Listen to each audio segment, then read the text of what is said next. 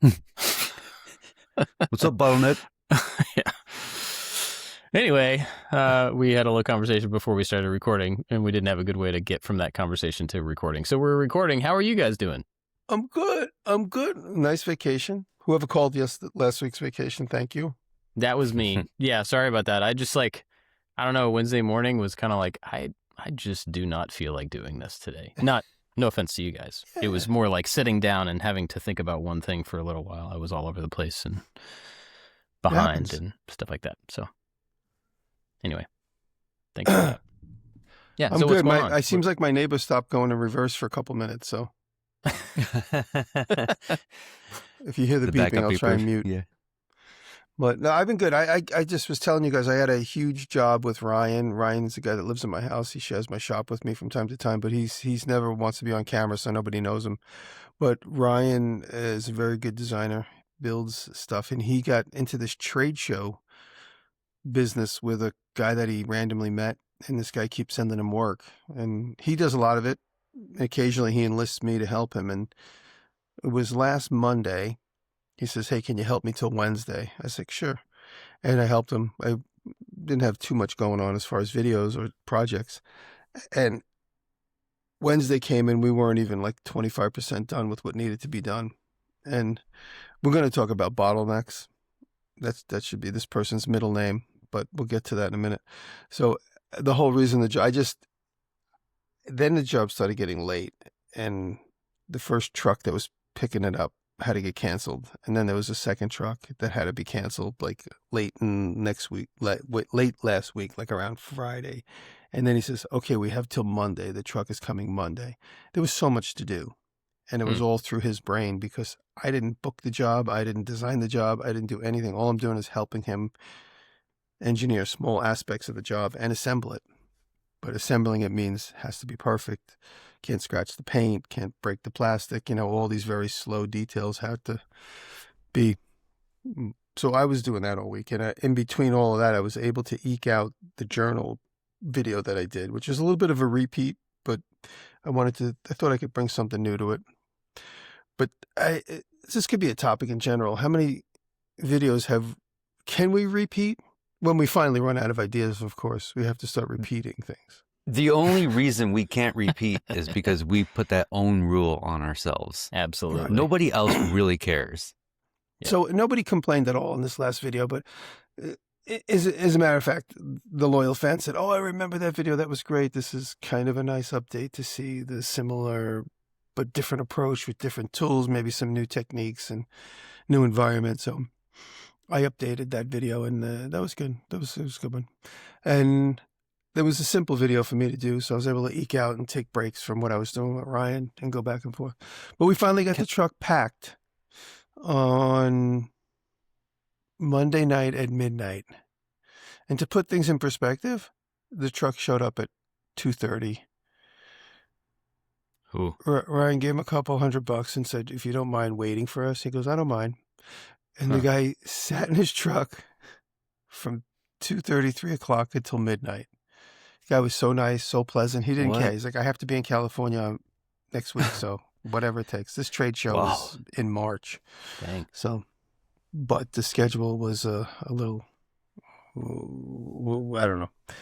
Anyway, it's out of my life. It's out of my life. Going back to the notebooks, I don't know if I remember the first video. What was the difference between the two? Well, the first and was one the was second one better? The first one was full on assembling with like traditional bookbinding techniques, and it was a silent video because going back to 2018 when I did that video is when I never spoke about anything ever unless it was behind a paywall, and so now I only do videos that are I only do voiceover videos now because there's just so much more information to share. So this one was a voiceover video, and I found a traditional bookbind with a book body that I bought, so I didn't have to do all the pages, but also all the books most of them were moleskin, so it's basically making a leather cover for the moleskin. So I was really just focusing on making the leather cover and just how to do two different types of impressions, like where the one I'm showing you is the skull, it's just pressed in, and this one is the whole background's pressed in, so the letters are bumped up So just talking about the Gotcha. different techniques. And then in that, there was a few CNC tips. I have a few CNC tips video formulating. I'm going to be doing that soon. And so I gave a couple of those tips away in that video, but I got about 10 or 12 CNC tips that I'm going to do in a traditional Diresta style tips video with the cats and stuff. Nice. Are there going to be hold down techniques in there? Yeah, I have the simplest hold down technique. It's a screw. That's all it is. Screws. Yeah. That's amazing. Now there's a couple of others. Yeah, for me, the CNC, the hardest part is the hold down. And there are plenty of videos like do it this way or have the rails or screw it down or do the masking tape with CA glue trick. And it seems like each thing that I do requires a special way to hold it down. And if it comes loose at all, the whole piece gets ruined. I just drill holes in keep corners, in inconspicuous corners, and just screw it to the table. What I usually do is, and this is part of the tip, is I put down on top of my spoil board, which is the one that'll always be with the machine unless you do the drastic changeover and make it again. I try and keep that spoil board pretty good. And if any projects we do that are small or within limits, I'll put down another spoil board of a piece of scrap. I'll screw that to the table or clamp that down or glue it down or whatever. And then into that spoil board, I could fill it full of screw holes and I don't care. I can let that get cut through. So I always have a spoil board on my spoil board. That's a temporary one. And on top of that, I screw into it or whatever it needs to do, hot glue, whatever. So it's the simplest things that make the, like I wouldn't have thought to put a spoil board on top of my spoil board because you leave these scars and dents and scratches. You can see all my past projects. Yeah. And you're like, oh God, I can't believe. And then sometimes you watch someone's video and you just see like every single project they ever did is cut into the table and you're like, how do you live like that? How do you change your underwear? How do you live like that? I immediately thought of Pimp My Ride because you were like, hey, I heard you like spoil board. So we put a spoil board on your spoil board. What's up, Exhibit? Yeah. Anyway, that's what I do.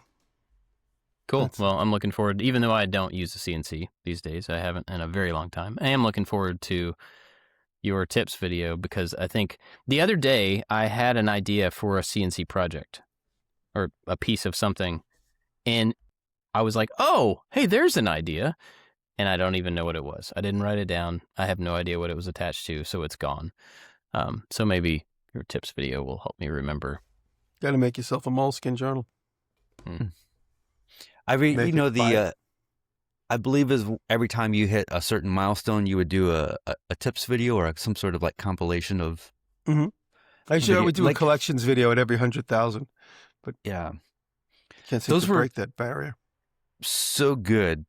Because, and I am so guilty of this, because your videos, those tip videos, it's just dense with information and there's no YouTuber-iness of it. There's no like, you're not going to believe number 10, and it's just you and you're just going through all your tips and it's just all really good information. Thank you. And anybody else who does a compilation of tips videos, not anybody, but I would say anything that shows up in my feed, it's just all YouTubery and it's so gross these days. Yeah.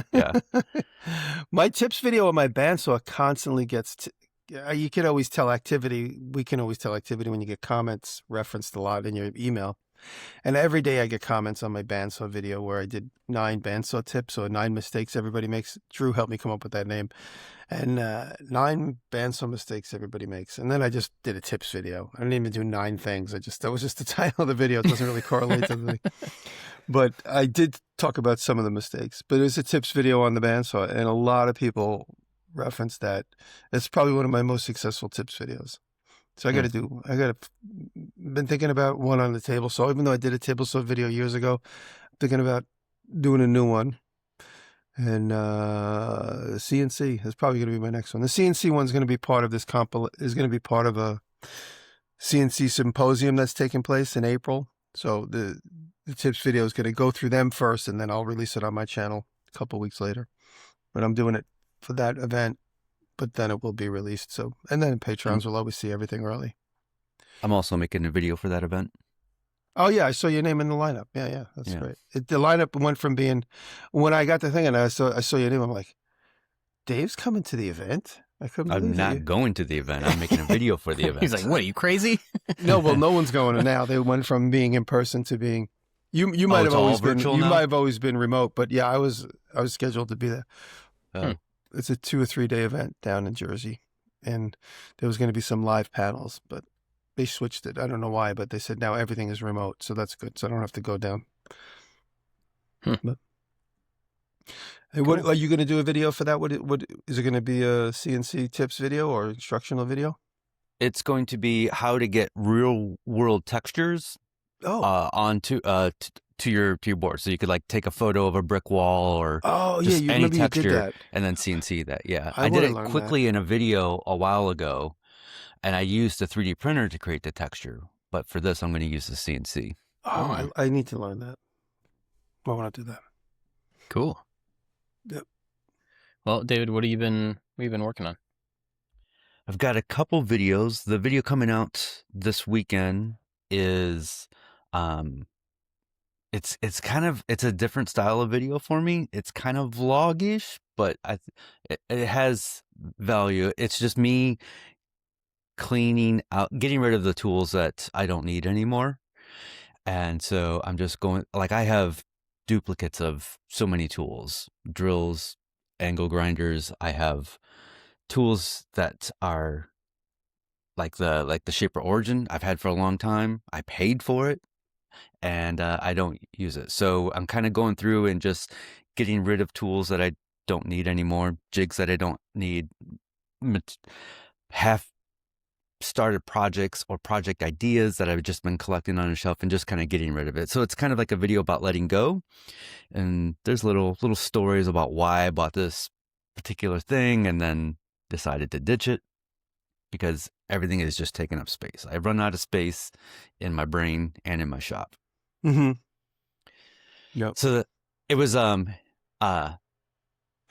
we're also working on a build video at the same time. And this was supposed to be a quick 1-day video so I can have more time to do the build video because of sponsor obligations. And man, I care too much. And that's the thing. It's like, okay, like we shot for a whole day. We shot the video and I started piecing it together and I was like, it's not right. It just feels like a dude cleaning his shop. Nobody wants to watch a dude throw out tools. And so like we had to go back and reshoot and say why I got this or why I got rid of this and The stories like are work good. up. Yeah, I have to work up to like the big tool that I'm getting rid of. And then yeah, so I had to go and rework. It was supposed to be 1-day shoot, edit, and it turns out to be a 3-day video. And so now I'm behind on the other video that I'm working on where we're taking a cheap Amazon alarm clock, and it looks like something from 1985 that they still sell on Amazon, and I'm gutting it and remaking it in Picciuto style. So that video will be out in 2 weeks, probably the last day of the month because it's supposed to be within February. So that video is coming out on February 28th. Yeah. Gotcha. Well, that's cool. Well, I've been doing less lately. I feel like I've been stuck on things, waiting on things. I'm not really behind, I don't think, but I don't know. I was working on siding for the pool house and ran into a situation where there was these 2 trim pieces that I had to put in for the literal last piece of siding. Like the last piece would slide into a trim piece that was hidden to hold it in place. And so this trim piece, I did not buy enough of, and it was all custom order stuff. It's not things you could get at the store locally. So I had to, on February 5th, today is the 18th. On the 5th, I ordered these things, and it said they would be here like, I don't know, 7 days or 9 days or something after that. And so that day came and went, and I finally called the company, and I was just waiting around. Like, there are literally 2 pieces of siding left to do on this building to finish it. And I called them, and they were like, oh, yeah, it hadn't shipped yet. It'll probably go out tomorrow. Like, days after it was supposed to already arrive. Anyway, it ended up showing up very quickly after I called. And so then I was able to finish the whole thing and then get that video wrapped up so that it could start being edited. But it was a weird little gap of time where I thought I was just going to be able to finish this thing, and then I just got stuck, and there was literally nothing I could do to make it happen faster. There's no workaround. There was no, I just had to wait. And so I ended up doing just other stuff around, trying to tidy up the shop and get rid of some stuff. And so it was fine. It worked out fine, but it felt like I lost a week in, like moving forward. But anyway, so I did that. And so the pool house now is completely covered. It's got siding all the way around it. It's got trim all the way around it. It's got roof. It's got soffit. It's got, it's like, It I looks guess, nice. done. Thank you. It looks really nice. I'm very happy with it. Yeah, and it came out beautiful. There's a weird little bit of me. I was thinking about it this morning. There's a weird bit of me that's like, oh, That's It's like, We're done. it's kind of done. I mean, it's not done. I mean, there's still like, I have to order all the gutters and figure out how to put gutters on a thing and downspouts. I'm going to make a screen for the front of the side where all the pool equipment is to cover all that stuff up. There's electrical, put lights on the outside of it. And then there's the inside. And I have not done anything to the inside of it. So it's not finished. But as far as it being like a, it's not safe yet. It's not done yet. It's not dry yet. It's all that whole thing. It kind of is. So there's a little bit of disappointment in that. Just, this project I've been working on since June is now over, or, at a It's stage going off where to it's college. like, yeah, pretty much. You're still going to see it, yeah, but just not as much. not as much. That's right. Yeah. So that's cool, but also kind of weird. But and it's now kind of helping me turn my attention to other things in the future, the stuff that I've been thinking at a distance about, and now I have to start actually thinking about them. One of those things is, so I went out to the farm yesterday and got this piece of metal, and this is a weird little triangle bracket that I had to take out when I was redoing the front end of the Gia body. So this goes in between a structural part and the front part, and it just keeps them in place. So I took this out, and I was like, I don't know what this is called, so I'm going to take it out, keep it, and make sure that I can find a replacement for it. Well, it turns out I can't find a replacement for it because I can't find a reference to it because I can't find a name for it. So I'm just going to remake my own. It's pretty simple. I mean, it's a flat triangle with two folded up edges that fits in a gap. But so thinking through this, I'm like, well, I could literally cut this out with an angle grinder and then use a brake to fold the edges up, and it would be done like by hand, 20 minutes, it's good to go. Or I could make it way overly complicated and figure out how to do something else. So obviously that's what I'm going to do. That's the right way, of course. Yeah, exactly. So I'm in the process now of 3D printing metal dies so that I can take a flat piece of this and press it to get these folds and everything. Because actually they're not 90-degree folds. One of them is, and the other one's at 20 degrees or 70 degrees, depending on how you're looking at it. So, yeah, I'm going down that road. And that has been really interesting. Yesterday, I modeled this in Fusion with the sheet metal tool so I could replicate the bends and lay it out flat after I had the shape. And then from there, I started trying to model an inside, like a positive, and then a negative. And that turned out to be way more complicated than I was expecting. It was like, oh, it'll be easy. You have the shape, and then you just like put something here, put something there. And then when you print those two things out, you'll have the thing. Nope. Way more complicated. And it took me a good 2 hours to like model it several times and go like, no, if I go down this path, I end up in the wrong spot. So if I go down this path, I end up in the wrong spot. And eventually I found a way to get the thing that I was trying to get to. And it's on the printer now, the first draft, which I'm sure will not be right, but yeah. Can I say how I would do it and then tell me why that won't work? Yes. So for me in Fusion, I would think you have the model of the thing that you want to make, and then you just put that in a big block, and then you subtract that from the block, and then you have the two pieces, right? That's what I thought.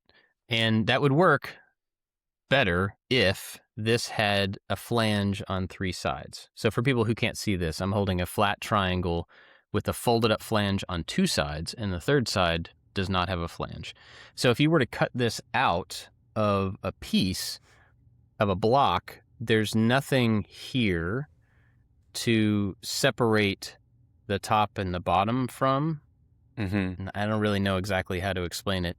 But also, all of these overhangs where you have these pieces that fold over need to have negative space below them in case when they fold, they don't fold exactly the same as this original piece.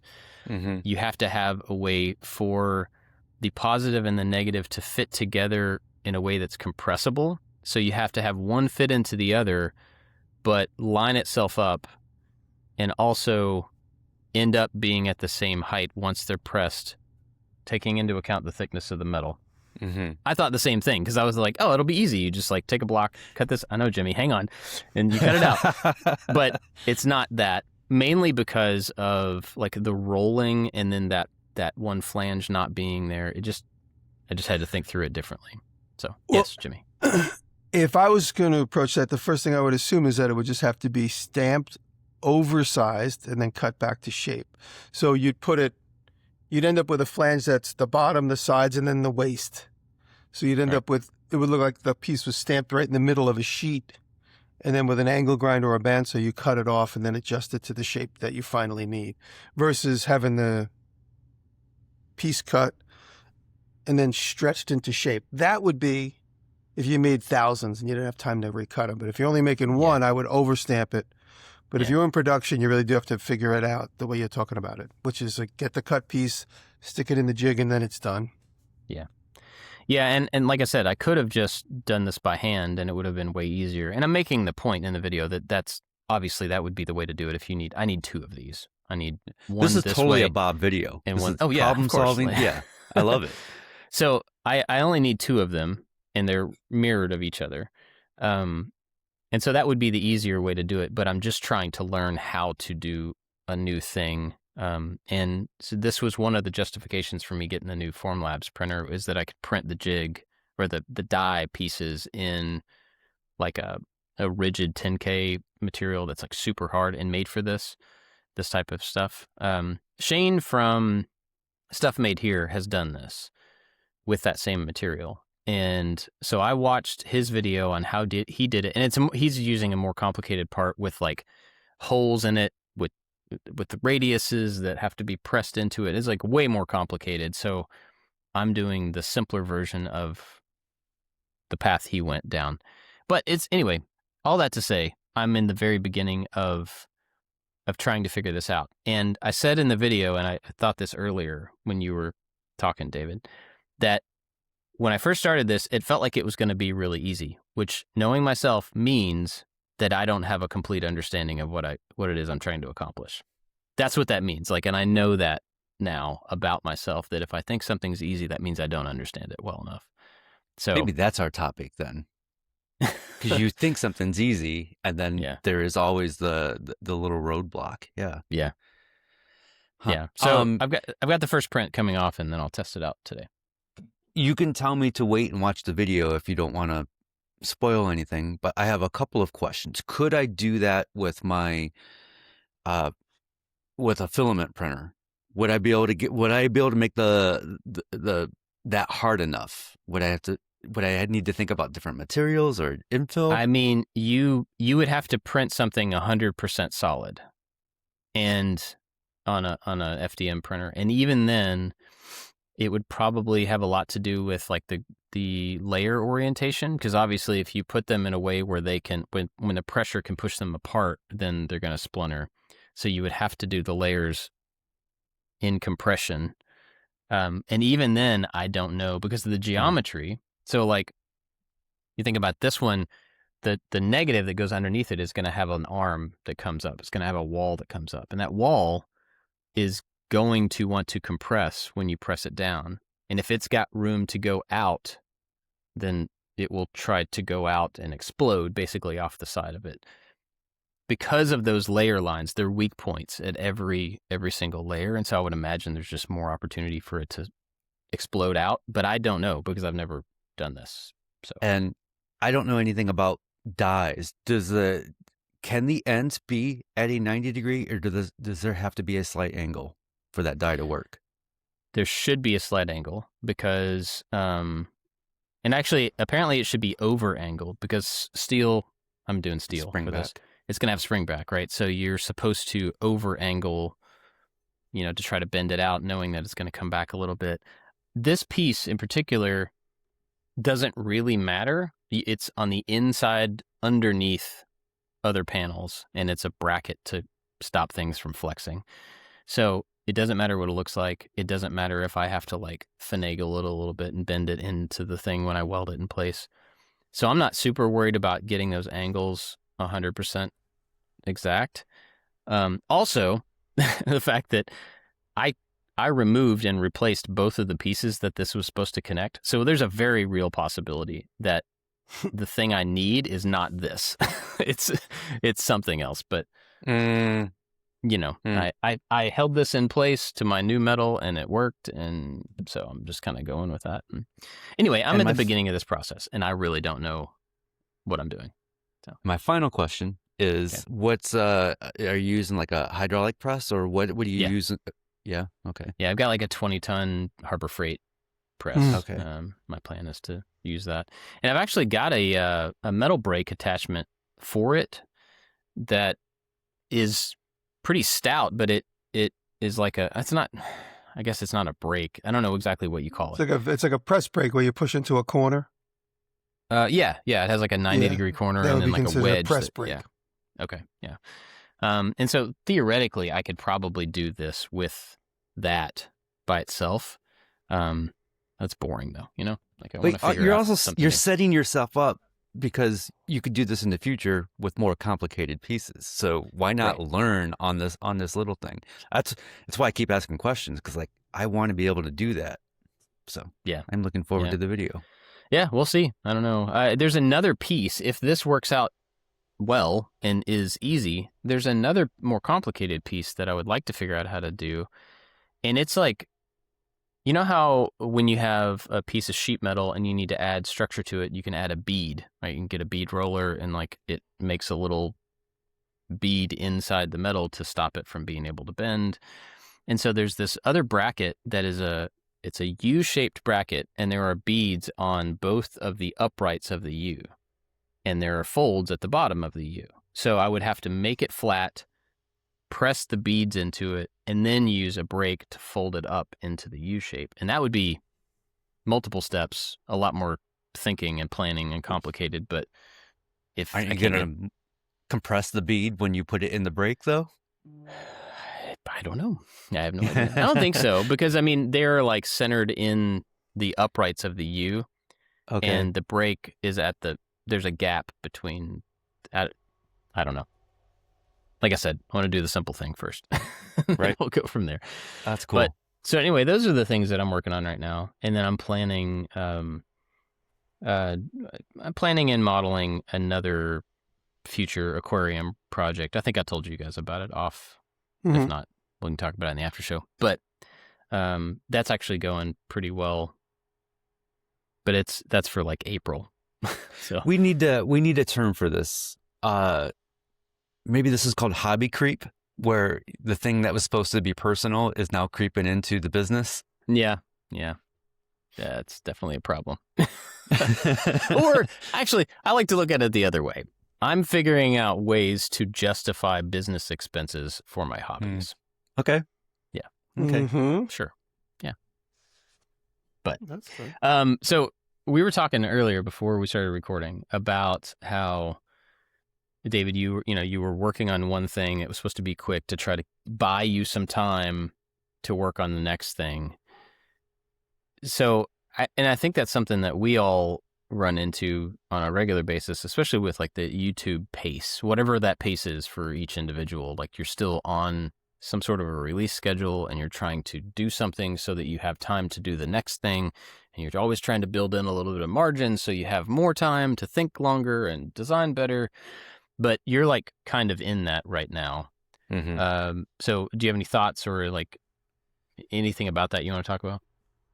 It's my perfection getting in the way of progress. This is classic. I think anybody who's creative has to deal with this. But I want everything that I do to have meaning. I don't want to make a video, or I don't want to make a thing just because that's what I do for a living. I want to make a thing because it means something to me, and I'm hoping that people will watch the video, will get value out of that. That's the thing that's really important to me. And I made, this quicker video, and I'm watching it back, and I'm like, it doesn't have value yet. It's not done because it didn't meet my own expectations. So let's go back and redo it, and let's make sure that somebody could get something out of this. And I just do this constantly, like working on the I'm also working on the alarm clock recasing, and I need to get. I never work with iterations. I never work with prototypes. It's usually whatever I build is the thing. And this time I'm like, I need to quickly get something together so I can understand the workings and the inside of this. So then I can tear it apart and do it again and make it quote unquote perfect. But I find myself even making the first version. There's a part of me that's like, this first version might be the version. You should really put time and care into it. When I really should be doing is just getting around the problems that I need to work with. It's my I have an idea there. Gets in the way. I have an idea. So what if in that moment, like that little thing right there that you're talking about, where you're like, this one could be the one. I could just go ahead and like sand this a little bit more and put whatever. What if you intentionally made your prototype or your figuring out thing with crappy material, or like you spray painted your plywood orange? I cannot use this as the final. Mm-hmm. I'm deciding ahead of time that I am ruining the opportunity for this to be the final version, to stop yourself from trying to feel that way. That's actually that's pretty good. Also, I think that makes for a good like storytelling video. You're like, okay, I'm purposely doing this so we can learn. It's that wreck this journal theory, right? Oh yeah, you remember? Yeah, mm-hmm. Yeah. And another thing about that is like, what if in the future for some other thing, what if the prototype is the video? The video is you stumbling through, figuring out, redoing, whatever, overcoming the ugly. And then, okay, I did that. Now you saw the process. Now here's the final thing. And then that gives you the freedom to like not have to film your final revised, refined thing. You get to explore on camera and then go away, do your art, and then be like, all of this exploration led to this. Mm-hmm. This is my final thing. I don't know if that's a freedom that you would want, or if that's a freedom that, gets in the way of the showing off the art of it. Huh. Yeah, that's an interesting way to approach that. Just to junk it right away. So,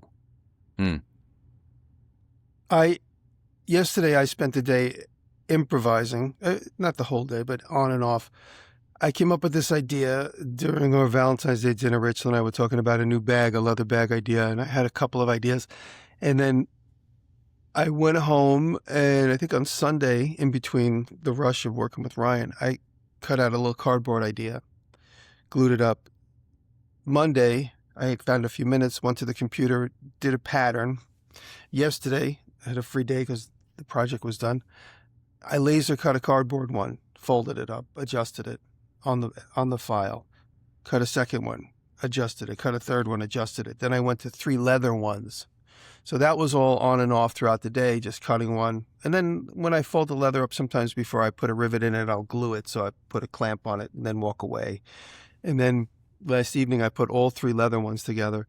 And I found out the design isn't that great, or at least and at one point I was like, should I complete this? And in my mind, I said, complete it, because even though you realize now at this stage, this isn't what you want, there'll be some other discovery.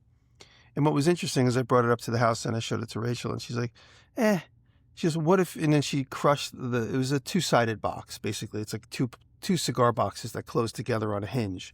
And if I could describe it. And then she crushed it so that both the cigar boxes like felled into each other. So then it became tapered down to the hinge. So it was like this. And then she goes, oh, you know what would be a cool shape? This. And she pushed it together at the top. So they're like tapered in and tapered. So it's like or what is that? The trapezoidal shape. If you look at the long side, the short side rather. And then I instantly gave me a new idea, which is to lead to the next iteration of it. It may not be the solution, but if I didn't go through that on off all day long, laser cutting, testing. Now, all the various little bits and pieces might not collectively be good for that finish. All the little doodads that I learned, I had to go into the file on, what is the laser program called? Lightburn. I had to go into Lightburn and do some illustrative adjustments, which I don't like to do. And I always usually go back to Illustrator, but in Lightburn, I did a couple of new upgrades to the shape right there in Lightburn, which, like I said, is possible, but I personally don't like using that, but I did it. And so collectively, that experience will lead to several different things, not necessarily just the solution to this one design issue. And then when I come up with a final design that I'm happy with and that is practical and that is repeatable, that's the other thing too, is I made this thing that has 8 rivets in it. So the whole time I'm doing rivets, they're in weird spots and it's difficult. And I'm imagining myself, if this is a successful design, I have to rivet this every single time. It's not fun. Could there be a tab and a slot like my traditional other bags? So you got to go through these processes. You have to see them through. Even if you know while you're working on it, it's a bad idea. Yeah. I'm just thinking, I'm working, I'm prototyping something for a future project, and it involves electronics, and I know nothing about electronics, and I'm breadboarding the thing right now, and I see that this whole thing is built into electronics because you breadboard something first. This is the first version. Nobody's going to see it. It doesn't matter, and then once you get it working, and then you get to do the final thing. So just a thought that occurred to me that electronics has this built right into it. Yeah. I think a lot of things can, if you just have that approach going into them. Modeling is the same way. I spent time yesterday modeling versions of this, knowing that it wasn't going to be how I did the final version, because I actually didn't screen capture the modeling process, which I have to have for the video and for another video that I'm doing with Autodesk. And so, like, I had to have screen capture of this, but I intentionally did not do it, knowing that I will have to model it again. Even if it's right the first time, I'm going to have to model it again, so that will make it better. And so, I mean, you can decide, I think, going into any of those things that, like, this can't be the one. I'm making it so that this cannot be the final version. You know, the second one will always be better, even if it's exactly the same. The process is the same. Mm-hmm. So I do that a lot with modeling. Kind of scratch pad thing. So we were talking before this, and I said something about, you were talking about perfection, and I mentioned sometimes we are in our own way. We're that thing about us that wants whatever it is we're doing to be good enough, to be final, to be perfect, or whatever. And then that ends up causing problems, I think, for us a lot of times. Is that what's happening right now with your prototype perfection thing, where you are in the way of, or in general, you trying to do things at a higher level than they actually need to be done? Or like, what is that? What does that look like? There's I saw a quote the other day, and somebody posted on Discord, and it just punched me in the gut. And the quote went something along the lines of, "It doesn't have to be done. It just has to be perfect." And and I was like, "Oh, come on, this is my life." I mean, this gets in the way of everything. I think things are going to be easy, and then we hit a little roadblock with something, and then that roadblock leads to, okay, let's figure this out. Okay, but also let's make sure we're doing it right. I mean, this is and not just video making. It's the projects. It's cooking dinner. It's like I am the reason things take so long is because I can't get over these little humps. But at the same time, that has a lot to do with like, and everybody's different for this. And so don't just, yeah. Is the final thing the point? Is this the point? Or is getting to this the point? Well, and if you decide that this thing is the point, then it doesn't matter how you get there. It doesn't matter how long it took you, what you invested in it, whatever. If you can't get here, you failed, right? So, and I mean, the culture and especially like media is, creative media is about the final edit, the final shot, the beauty shots, the thumbnail, the one indication that you did a bunch of work, all crammed into this one final, here it is. But I mean, that's really a decision that we get to make as a creative person about, are we showing off the final moment, the final second of process, or are we showing off the process? I know that my final pieces are not usually very pretty. They're not refined enough that I really want to spend a whole lot of time on beauty shots. I don't have like a 10-minute sequence of like, look at all the beauty that I put into the thing. It's just like, oh, look, it does the thing it's supposed to do. Okay, bye, see ya. Because I don't have the details to show off. I know that about myself. And so I care a lot more about showing the process and the failure and the figuring out and all the stuff. And like I said, everybody's different in that. So that doesn't mean that I'm right in doing it. It's just how I do that. But all that to say, I think you can backtrack a bit and decide what it is that you're trying to show off. As an artist, you're probably trying to show off the final result, I would imagine. But what it is you're trying to show off definitely can help you decide, do I need to spend more time on this part or on this part? What do I need to share? Is it this part or is it this part? And so, I mean, you can make those decisions, and obviously based on what your goals are. With the new guy, we're definitely trying to kind of plan a little bit more. And I think you're 100% right. That should be part of the planning. We're not just making a thing. What is the goal of this thing? Is it the end result, or is it the process? And I think this thing in me, I think there's a point in my life where this all started, and it goes back to college. And I'm going to call out Dr. Jones. He was the professor, the lead in the graphic department at school, and he just pounded into our brains that the details matter. It was like presentation matters. When you had, back in those days, you had to turn in physical pieces of artwork, and it had to have tracing paper over top of it to protect it. And it all had to be matted and framed in a certain way. And he's like, the details matter. And so that just stuck in my head. The details matter all my life. And I'm just now realizing the details get in the way of what really matters sometimes, and I'm trying to teach myself to reverse that a little bit. But yeah, well, I think it's Dr. Jones's fault. I mean, maybe, but the details are context specific to like who you are and what you do, right? So if you think about process of building a home or building or something, the details for the engineer are, is it going to be safe? Is it going to be strong enough? That matters for them. That does not matter to the trim carpenter, whose details are, do I fill that gap, or can I cut it closer so that I don't have to fill the gap? You know what I mean? Mm-hmm. And so it's not like the details and detail is a broad thing. It is the minutia and the very specific skill set that any person has to what they do. And so for you, the details may be the finish, the corners, the inlays, the beauty, the design stuff. For me, it's like, did it do the simple thing that I wanted it to do? That's a detail.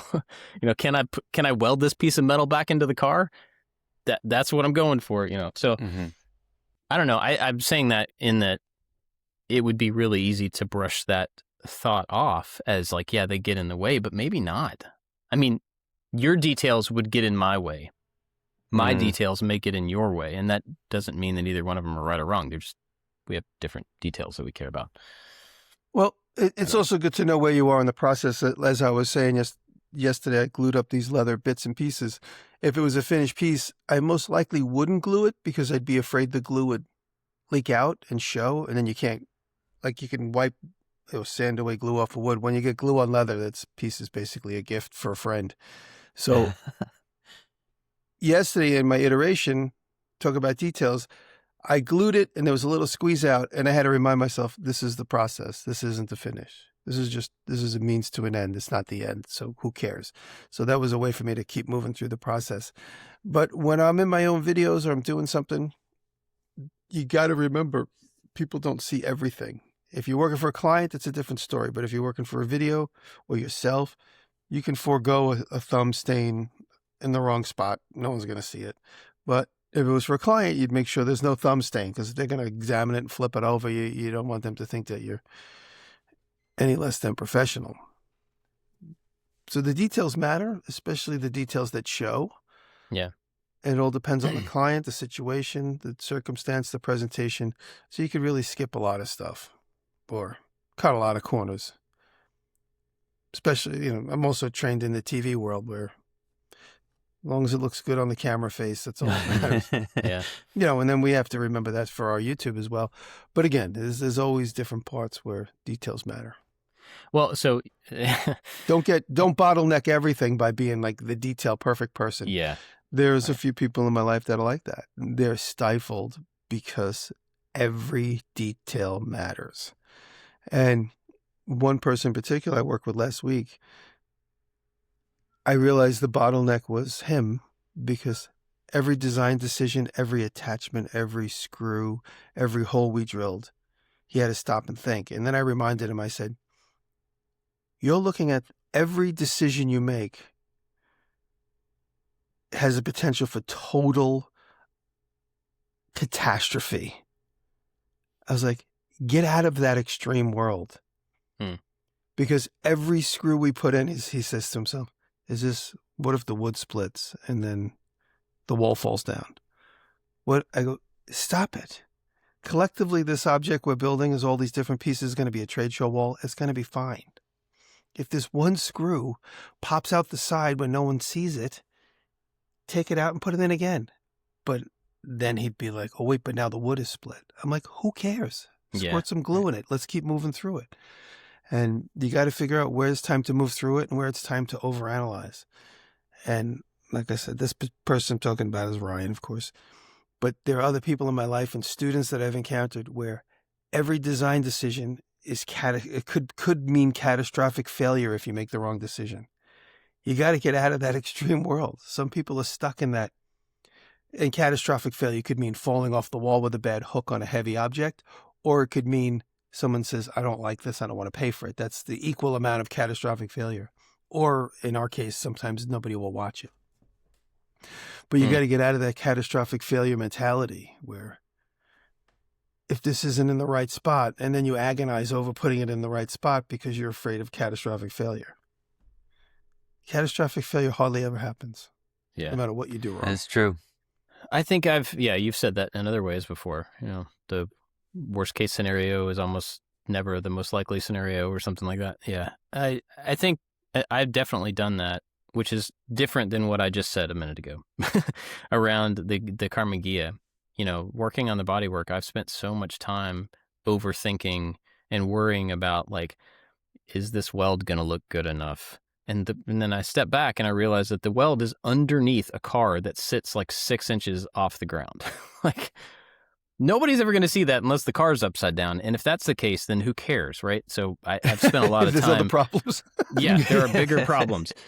And, so I've spent a lot of time overthinking how much those details matter in that context, because I've never done that work before. I want it, because I'm putting in a lot of work to it, I want it to come out and be something that I'm proud of and that can last past me, and the car looks good for a long time and is drivable and stuff like that. But even still, like, the welds on the inside of the engine bay on the left behind the battery, like, who cares? Like, it doesn't even matter if it looks good. No one would ever see it if it was wonderful.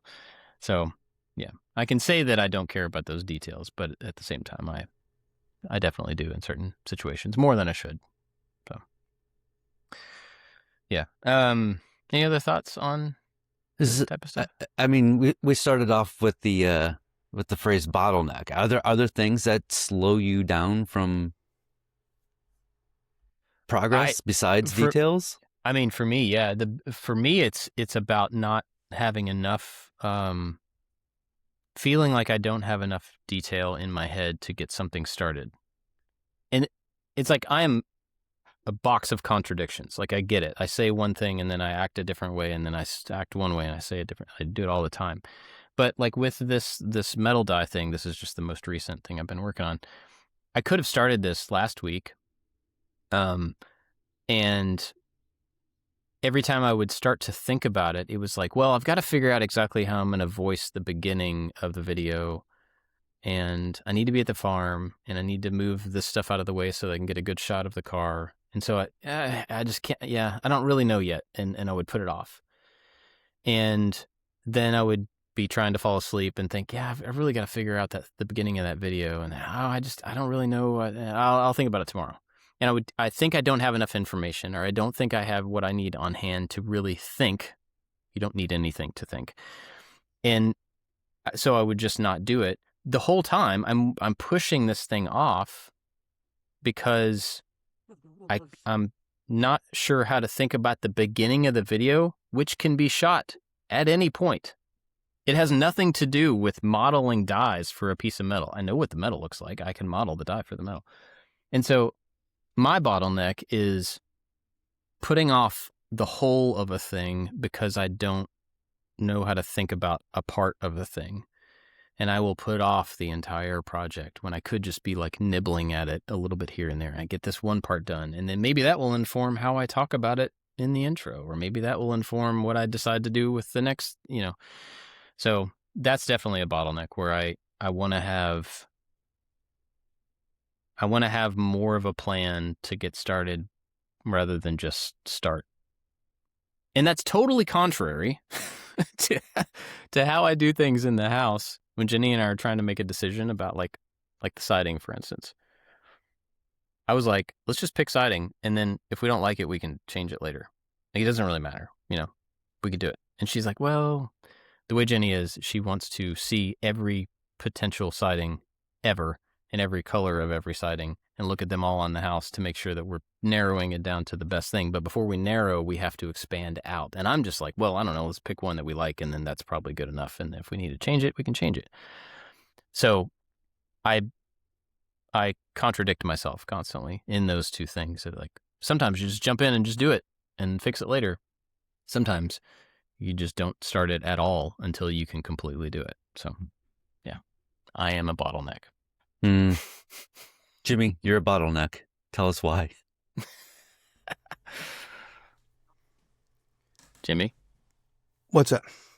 He was totally not paying attention. No, your volume was really turned down, Bob. I have it turned because I'm afraid of the echo. I heard you said, I am a bottleneck. I am a bottleneck. Why am I a bottleneck? Yeah.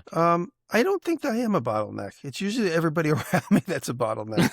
I can quickly move through things, and it's maybe because I've been I've been a freelancer my whole life, and I know that I have to move through. If anything, the bottleneck would be not selling things online well enough. Like, I sell my leather bags through Instagram, and the reason I sell my bags through Instagram is that I could temper the amount I have to make and the amount I have to sell. I literally handwrite every label. I pack every box myself. I get to a point where everyone's like, oh my God, how come I can't find them online? If they were online, I'm afraid they would sell too fast. And so there I'm bottlenecking and I'm throttling. I'm afraid I'd be too successful. In a way, because then I wouldn't be able to keep up with it. And then one of my biggest fears is having people waiting. I always want to be ahead of the wait with products available versus taking in 10 orders and then having to fill those orders. Because that to me is scary. That inhibits my freedom as a designer, having a wait list. And that's one thing I never really wanted was a wait list.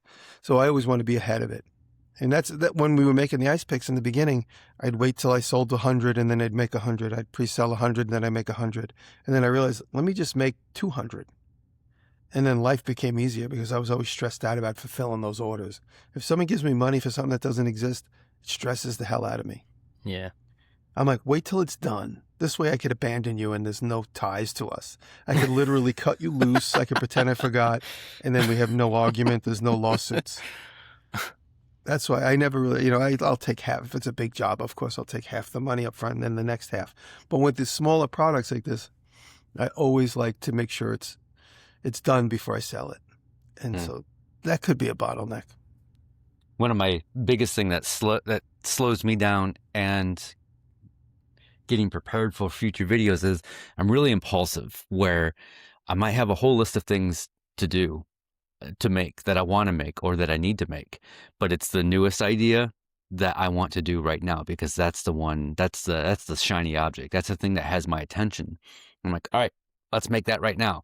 And then you realize, oh, sometimes it takes a full day to design a thing, or you have to order things and you have to wait. And then that waiting, that time makes the shininess go away. So then I got to figure out I just need to get more organized on paper or my notes or whatever and start planning out ahead. I'm so jealous of Jimmy's freedom of I'll just do what I want. I'm going to go out and I'm going to make a mailbox today. And then the video is out 2 days later. I'm like, are you kidding me? That thing is absolutely stunning. You know why? Because I don't pre-sell stuff. That's why. It's really why. Like, it's funny. It was the day before Valentine's Day. My friend says to me, hey, did you sell a lot of bags for Valentine's Day? I was like, when is Valentine's Day? It's tomorrow. I was like, I didn't even sell one bag for Valentine's Day. I completely forgot about it. Completely forgot. I didn't sell one bag for Valentine's Day because I didn't promote it. But when I promote things, they sell. So when you see me promoting, you know that I got bills due. Yeah. That makes sense. Well, I mean, David, is there anything else that about you or about your process that you feel is a bottleneck, like something that, I don't know, you want to change, need to change, don't want to change, but know about? Yeah, I think it's just like I want to be able to think about the future better than what I do now, instead of just worrying about what I'm going to do the next week or the next 2 weeks. I mean, you mentioned you have a video that you're working on for April. That's so far away. April doesn't even exist to me. The future is non-existent to me. Only the next deadline matters to me right now, and I need to get out of that mindset.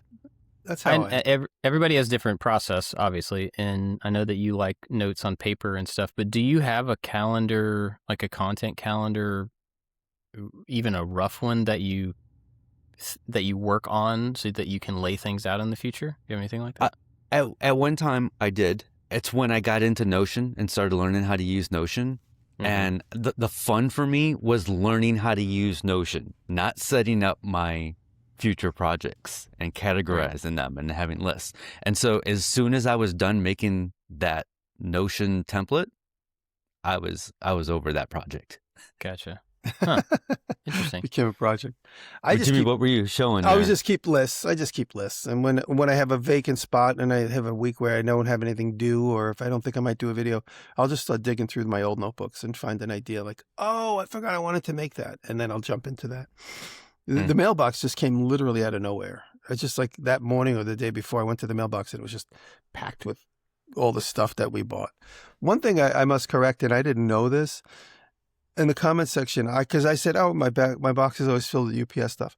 Apparently, only post office business can go in anybody's mailbox. Somebody's like, if the UPS guy's sticking stuff in your mailbox, that's against the law. I got a lot of those comments. I didn't know that. I don't see where they come from. I buy stuff on eBay all the time. Sometimes it comes UPS. A lot of times it comes post. So that's why I would always assume that the stuff in the mailbox is usually eBay stuff. And that's usually small things I buy, like belt buckle findings and stuff.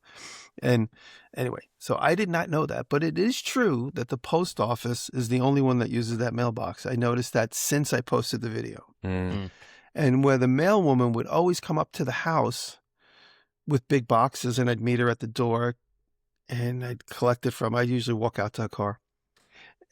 But now she doesn't have to because the mailbox is big enough for her to stick all that stuff in there. So I was mistaken in thinking that it was UPS stuff and FedEx stuff getting jammed in the mailbox. I have a front porch, a back porch, a side door, a front door, and the mailbox. So all packages come to all things. I didn't realize there was a differentiation.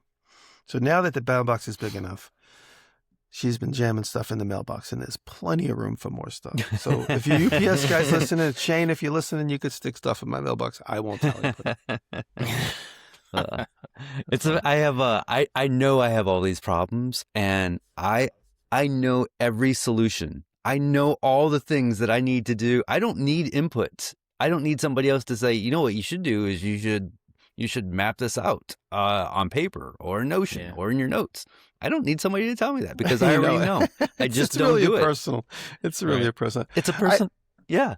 I was going to say, I think meeting people in the community and other people that make things on or off camera, the biggest bottleneck for all of us, me less so because I've learned to deal with it, is perfection. It's the biggest problem. Like, how many people have we met at shows that go, I want to make this thing, but unless I get the right saw or the right tool or the right camera or the right moment or I got to get my hair cut.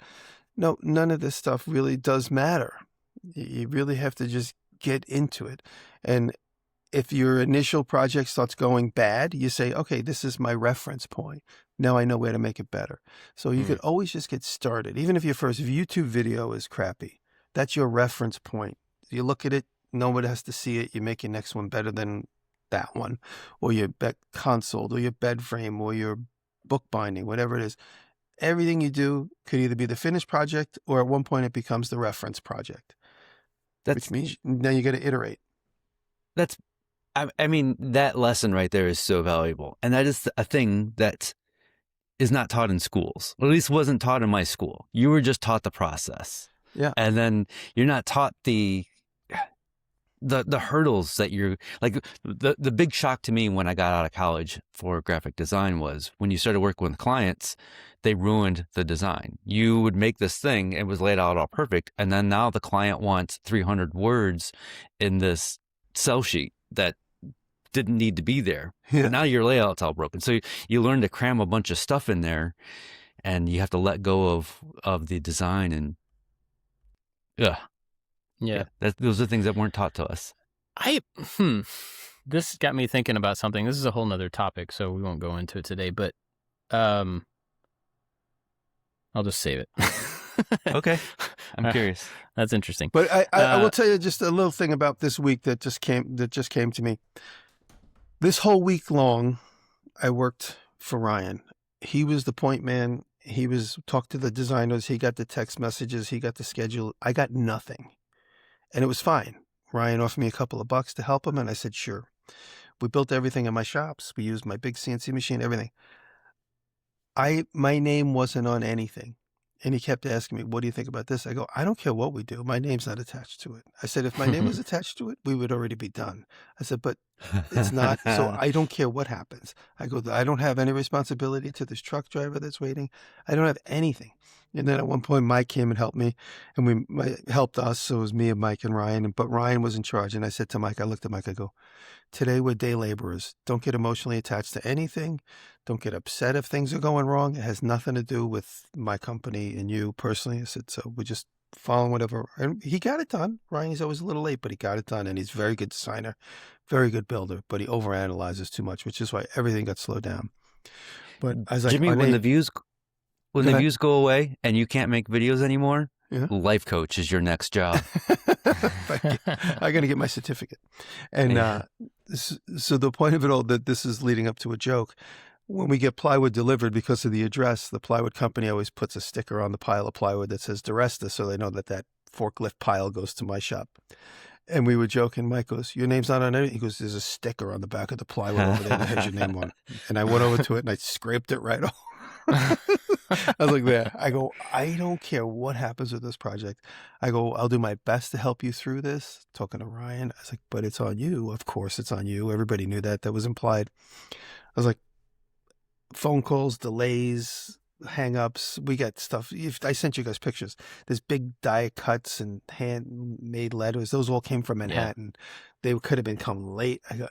I have absolutely no stress attached to this whatsoever. I'm here to help you get it done.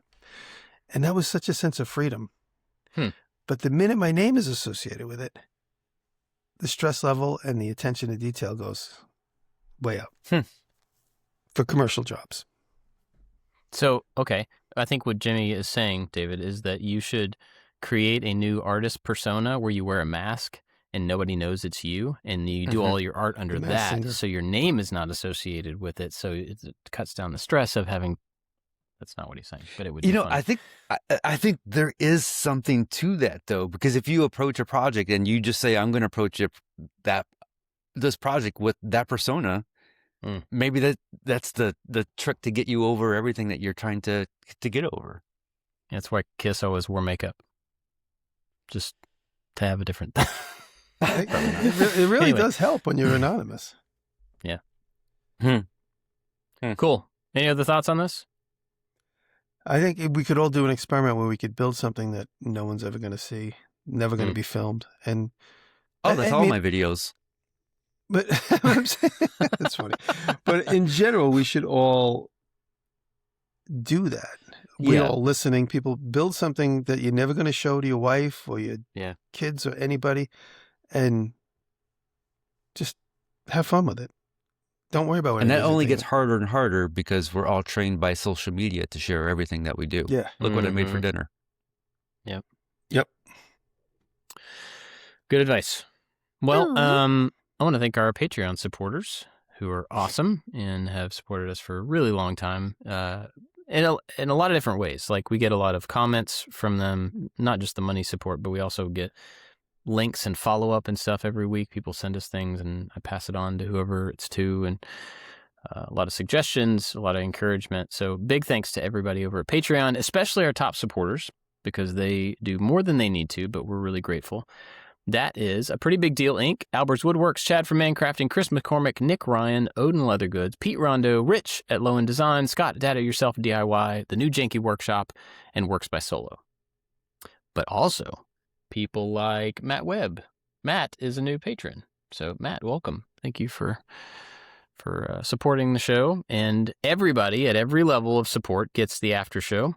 It's more, 15, 20 minutes of more podcast after this that you can only get through Patreon by going to patreon.com/makingit, sign up, and then you get the link for the podcast. You can listen to it on Patreon, or you can put that into your podcast player, or you can go watch the unlisted videos on YouTube and see more of us if you want to do that.